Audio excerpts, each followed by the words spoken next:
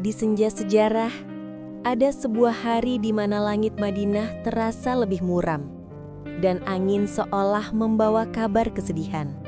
Senin, 12 Rabiul Awal, tahun 11 Hijriah. Di dalam sebuah kamar sederhana, terbaringlah sosok manusia paling mulia, Muhammad bin Abdullah. Rasulullah Shallallahu Alaihi Wasallam. Misinya telah tuntas, risalahnya telah sempurna, dan kini tiba saatnya bagi sang kekasih untuk kembali kepada Sang Maha Kekasih. Isyarat itu sejatinya telah terasa saat haji perpisahan, di hadapan lautan manusia, suaranya yang agung bergema, "Barangkali aku tidak akan bertemu lagi dengan kalian setelah tahun ini." Dan firman Allah turun sebagai penanda paripurna, "Pada hari ini telah aku sempurnakan untukmu agamamu." Para sahabat yang berhati lembut pun menangis. Mereka tahu, jika tugas telah usai, sang pengemban tugas pun akan segera berpulang. Sakit itu datang perlahan, demam yang tinggi dan kepala yang terasa berat. Di pangkuan istri tercintanya, Aisyah, hari-hari terakhir itu beliau lalui. Putri kesayangannya, Fatimah, tak pernah beranjak. Rasulullah memanggilnya mendekat, membisikkan sesuatu yang membuat pipinya basah oleh air mata. Lalu beliau membisikkan sesuatu lagi, dan sebuah senyuman terukir di wajahnya yang sembab. Sebuah rahasia antara ayah dan anak tentang perpisahan yang akan datang dan pertemuan kembali yang dijanjikan. Pagi hari terakhir itu, Rasulullah sempat menyingkap tirai kamarnya. Beliau tersenyum melihat umatnya sholat berjamaah diimami Abu Bakar.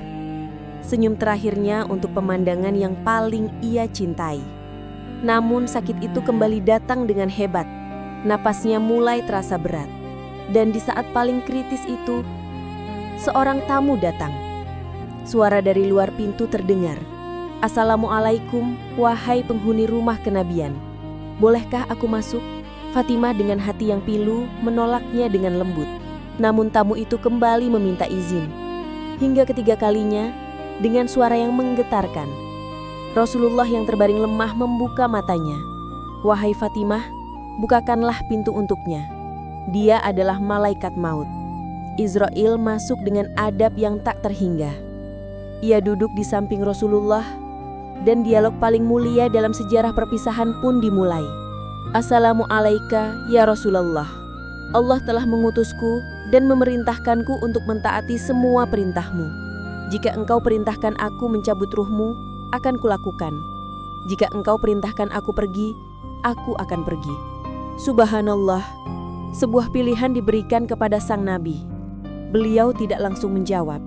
Matanya menatap sahabatnya, Jibril. "Wahai Jibril, apa yang telah Allah siapkan untukku di sisinya? Bergembiralah wahai kekasih Allah.